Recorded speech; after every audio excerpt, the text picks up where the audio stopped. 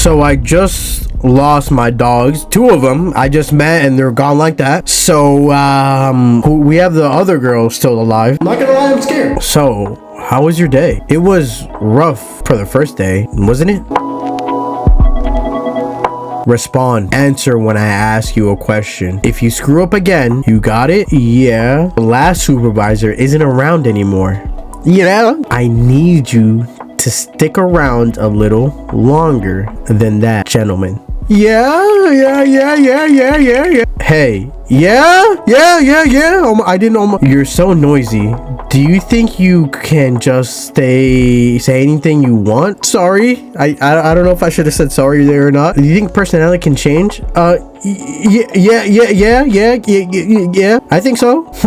I shouldn't respond to that. I don't think it can. Personalities are like yachts on a water. Once the wind blows, they can't stop. Yeah, sure, totally, 100%. Yeah, wow. All I can do is idly watch the others' boats. I don't think I should respond to that one. We're chilling on that. Or accept whether this boat takes me. That's all. Appearances are like that too, but everyone knows how to change those, right? Yeah, sure. Yeah. Let's leave it for today. Yeah. Byron, good night and sweet dreams. I got a phone out here? It's 12:30. Or 22:30. What is that? October? J-Land, Tokyo, Konnichiwa. Phone. What's up in the phone? Fuck was that? What's up in the news? Unending vanishing incidents, police say to avoid going out late at night. Society. Unending vanishing incidents, police say to avoid going out late at night. The vanishing incidents continue to increase with 6 reported cases of people disappearing in the last 7 days. Police departments is telling people to avoid going out alone late at night, as the victims are usually out late at night on their own and young. Okay. Experts say 30% are used to addicted to cell phones. Nike, what? First ever low of okay. We have a game? Oh shit. Oh hell yeah. Yee. Fuck. I missed. Hold on. Rebound. Yeah. Yee. Really? I didn't hit that one? Crazy. This game is some bullshit. I can already tell this game was made by Ronnie. Come on. Yee. There we go. Last minute. Yee. How the fuck am I supposed to make it up there? There we go. How am I supposed to make it up there? Oh, I can double? No one told me I could. Oh, fuck. What the? Save, load, and next. October 6th, 2008. Alright, time to lock in. There's only 2 of us now. In the sea of the stormy night, I float alone on the surface of the dark waters. The pale light of a full moon peeks out from between 2 roads. Its brilliance makes me blink. Then, several moons fill my vision. They form an arc, like beads on a string. The water acts as a mirror, reflecting the road lights to encompass the world above and below with dozens of moons. Suddenly, a huge wave appears. The current carries my body towards one of the moons. Just as the harsh white light pouring down is about to pierce through my body, the ocean floor opens up and I swirl down into the whirlpool. I reach up with all my might and touch something soft. Rin! Oh, that's... I leap up from the start and find Shield plop down on the flat floor in front of me. Good morning, Rin. And how's it sleeping with me? Sleeping with you? Look at the mess you made. Did sleeping with me feel that good? I hurriedly inspect myself. There are traces of saliva around my mouth. I just had my head on your lap and I fell asleep. That's all that happened, right? Let's go with that. It looked like you were having trouble sleeping, so I took matters into my own hands. So?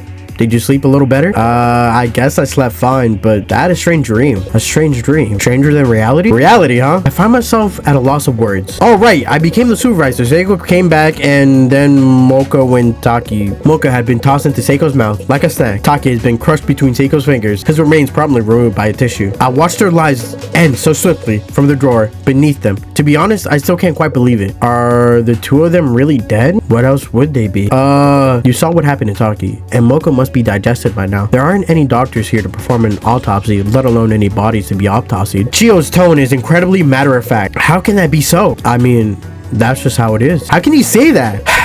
I suppose there's a good chance to explain this properly. I'm sure you already know this, but Seiko raises little people for her own purposes. Protection? That's all a bold-faced lie. She uses some kind of magic to shrink people that catch her eye around town and brings them here. Sometimes she just watches or plays with them, like dolls in a dollhouse, but her main goal is to eat them. She stores the little people and she catches in a drawer, just like how you might clean the sand from clams or keep crabs in a box. Why are both of your examples seafood? Because they're both better fresh. Do you remember what Taki said yesterday? About how the supervisor's job is to give items to little people in a drawer? It isn't completely true, but it isn't completely false either. The supervisor's main goal is to raise appealing little people that Seiko will want to eat right up. By appealing, I mean tasty. If you give a little person food, they'll become more appealing. Maybe they'll even be more energetic, or they'll have a bit more extra flavor. When their appeal reaches 50, Seiko will eat them. Fattening up a little person until they're yummy enough to give to Seiko, that's your real job as the supervisor. Yesterday, when Taki kept trying to make me give Moko the peanut, yep, that was to increase the glasses girl's appeal and have Seiko eat her up. Then, if I haven't given Moko the peanut, she wouldn't have been killed? No, I already told you. It's the supervisor's job to raise appealing to little people. If you don't do your job and nobody makes yummy little people,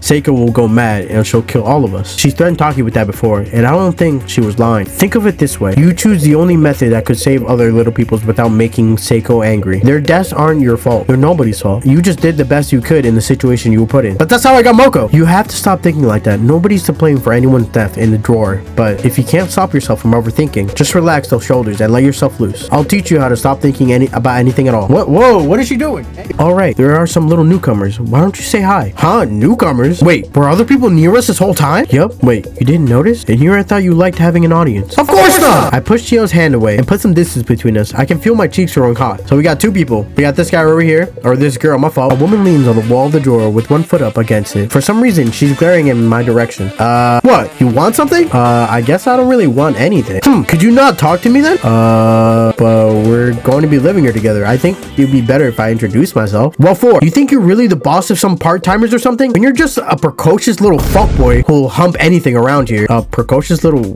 Whoa, huh? Fuckboy. Don't make me say it again. I can't believe you did all that in public. I'd rather die. That giant woman's nuts too. This place sucks. What? You want to say something? You thought I feel bad and sorry if I looked all mopey? No, that's not what I asked you for your name. I'm Rin. Rin? What a weak ass name. I'm Kina. Cool name, right? Cooler than yours anyway. So do you want anything? If there's anything you need, I'll go get it for you. And now you're trying to bribe me. You're the worst. Well, if you're offering, give me something that'll help me escape from here. Escape? What else would anyone stuck in here need? Is screwing all you have on your mind? But she doesn't need to trap us in here to protect us, right? I hate quiet places like this. Plus, the music in here stinks. I want to get out of here and fast. There must be a hole or a gap or something. Else we'd all choke and die. Can't see anything on the floor, which means it's probably up there. But it's hard for me to see it from here. I want to check it out with my own eyes. Could you get me something big to climb up on? Kina thinks there must be some kind of gap in the ceiling. I don't want her mood to get any worse, so I'll find something. She can climb on top of the... No, actually, it'd probably kill her.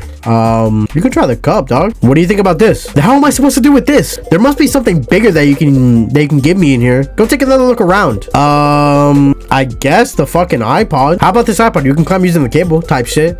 Not bad for you. You any good at climbing trees? Just asking. Probably not. I don't think I've ever tried before type shit. Figures. Then I'll go then. Give me a few push-ups while I'm gone. Definitely reaches up top of the iPod in no time. Ha! Look at that. You look pissed. Of course I am, but I'm looking at the ceiling now and there's nothing. No, like there wasn't any gap up there. I'll have to think of something else. I'll let you know when I do. So go fuck all you want. I'll look around the drawer and there's really any... Okay. I guess talk to this homie over here. A quiet looking boy stands in the corner of the drawer. He's fidgeting like he can't relax. Hello? Hello? Oh no, he's super embarrassed. Did you see the whole thing earlier? Sorry if you did. It's fine. I'm not used to this kind of thing. Maybe it's normal around here. I wouldn't get into anybody's way else's fun. Thanks for your consideration, I guess. But can I ask you for your name? My name is Maru. You're Rin, right? Yes, but how do you know that? Well, earlier your voices were so loud that I heard. Anyways, can I help you with anything? I'm actually kind of in charge of this drawer, so you know. Anything I need help with? Oh, then can I ask you for some advice? Only if you have the time. Of course. What do you want, dog? I get chilly quite easily when I sit around without moving. My hands or feet are just so cold. I think I would be fine if I could just wear another layer. Is there anything I could use around here? You mean some clothing? Maybe not. I've actually been having the same problem. Oh, then what does anyone do when they need to change clothes? Well, actually, I just got here yesterday. I decided not to think about Chio. I see. Things must be quite tough. How about fabric? Maybe cloth or paper? Anything is fine, as long as it's thin and flexible. I like to make clothes, so I could try using fabric to make something to wear. Okay, take this fucking tissue, bro. Make clothing out of this, Maru. Thank you very much. Paper fibers keep warmth in well, and tissue doesn't crease easily. This is perfect. I think I can make a good outfit with this. I'll start right now. Before I know it, the tissue has become a comfortable cape. Wow, you're really nimble with your fingers. I appreciate that. I feel a bit warmer now, thanks to you. Would you like me to make you something too, Rin? Maybe a scarf? With that petite face and lovely skin, I'm sure you look wonderful in anything you wear. Go. Oh, here we go. I'm fine, thank you. I appreciate that offer. Seika has been so kind. She told me she'd find find a way to change me back, so I'm not too worried. Oh, about that, bro. I got some bad news, dog. And I was anxious at first since there were so many people here, but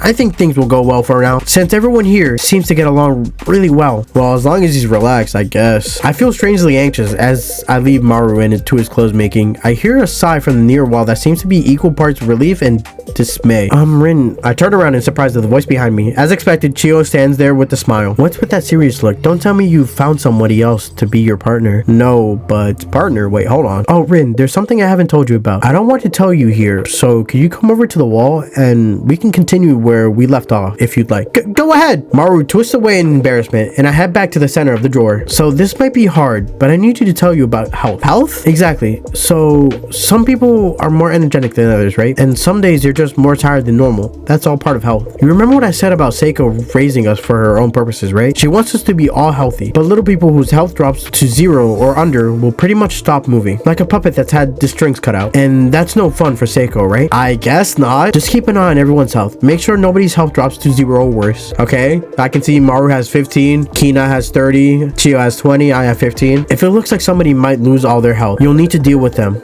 at first and fast. You get what I'm saying, right? You're telling me to hand over little peoples with lower health to Seiko, right? Or they'll have no use? Like how Taki made Moko eat the peanut yesterday since Mocha had low health than me. Exactly. I knew you were a smart one. I fall silent again in the face of Chiyo's smirk. I don't know how many times that's happened today. Hey, you two got a moment? What is it, Kina? Don't mean to interrupt your fun, but something's up. Maru's acting weird. I tried talking to him, but he's not responding. Could you take a look, Rin? All right, go take a look at the homie. Hi, Maru. Are you okay? Did something happen? Rin, no, I'm fine. Maru seems to be having trouble speaking. His feet tremble underneath him, but you don't look fine. You're shivering even with the cape on for warmth. What happened? I just remembered. Remembered what? A memory from my childhood that I always wished I could forget. That's when I realized being shrunk and getting brought here, all of it was destiny. Destiny? Maru's words ring through my head. Could you tell me about what you remembered? No! Sorry, I didn't mean to shout. I can't tell anybody about this. I really can't explain, but this must be punishment for what I did in the past. Punishment? Yes, and I realized one more thing. Because of that, no, I don't know what you're talking about, but let's just calm down. You're right. Chill. When the fuck did you get here? We should calm down. Hey, Rin, isn't it about time to eat? Seiko would probably be back soon. You don't have the time to waste. You need to choose who to feed, and I'm sure you'll make the right decision. I know what Chiyo said. I'm sure that Seiko will kill us if we go against her will. Seiko will be back soon, and I need to make my decision carefully. Chiyo says it's time to feed somebody. I need someone with at least 50% appeal while making sure nobody has 0 or worse health. What should I do?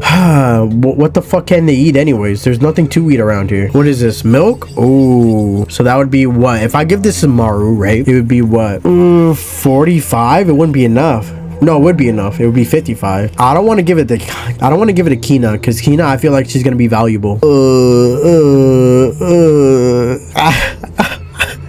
It's like I'm the executioner around here, bro. I don't want to make this decision. Really give the milk to Maru? We gave milk to Maru.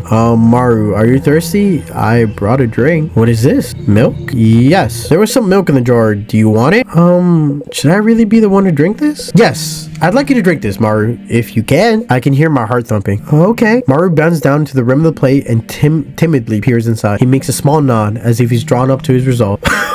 Why is he eating like... Okay, bro. I knew it. What? This is no coincidence. Everyone's going to be killed. All because of me. It's exactly like in my old memory. What do you keep yapping about? Stop talking about us getting killed. Stop talking about us getting killed. It's bad luck. I guess I need to explain. It's embarrassing, but please prepare yourselves. We're going to die here covered up in pee. We'll be thrown into an ocean of yellow and drowned. I know it's embarrassing and awful, but it's going to happen. It's punishment for what I did in the past. When I was in elementary school, I drank a lot of milk. I think a cold was going around, so there was extra milk left over at lunch. I used to love milk, so I drank it a ton. But then on my way home, I just couldn't hold it in, and I ran into the bushes and did my business. I held it in for as long as I could, but it kept coming out. I couldn't stop it. I was worried I'd get my feet wet, so I looked at the ground, and it had turned into a little river flowing down towards the anthill. The liquid just swirled right into the hole, like the drain in a bathtub. And then I started using it as a target. I can't make any excuse for what I did and think it was just entertainment for me. That's when I realized I had stolen the lives of a whole nest of insects and enjoyed it like a game. Ever since then, I haven't been able to drink milk, and I grew to hate violence. Whenever the memory comes back to me, I'm filled with regret. I'm so sorry. This is all my fault. Maru starts sniffling. Just as I began to wonder about how I should confront him, a low, muffled vibration reverberates from a distance, the sound of heavy footsteps. There is no mistaking it. Seiko had returned to her room. Seiko walks through the room with even breaths, Every step she takes shakes the drawer like an earthquake, each tremor growing larger and more violent than the last. Soon, they become too strong for me to stand. I find myself crouching on the floor. I hear the creak of something moving, a tremendous commotion that shakes the whole room. As the room we're in, the second the drawer of the desk is pried open by Seiko's fingers. Not this shit again, bro. Hi, Seiko. Hello, cute little people. Were you good today while I was away? Sorry I'm late today. I took a little detour before coming back, but the wind was strong, so now I'm cold and just a bit hungry. Could I have another one of you today? That's a treat. Dun dun! Seiko's hand come down to the drawer. Her unthinkably large finger fill our vision. They wander for just a moment, as if carefully making her decision. And then, they stop, right in front of Maru's body. Ah, stop! Please, Seiko, please, reconsider it. I know the truth. You're planning on killing us all. You trapped us in here in this small place so that you can pee on top of us, and we'll all drown to death, stuck in this drawer. I'm sorry for what I did before, so please, don't be so cruel. She doesn't. I think she thinks he's schizophrenic, to be honest. Huh? Wait, this isn't what I thought. No, stop. But he pissed himself. She still ate him. She's a freak, bro. Nah, she a freak. Oh, brother. I low-key kind of feel bad, but I also don't, because I think Buddy was bound to die. I know that sounds fucked up, but at the end of the day, it's survival of the fittest, you feel me? And that taste, a hidden flavor within a soft interior, just scrumptious. Hey, Hirin, you did wonderful today. I can tell you were really trying. Good job. Let's talk again later.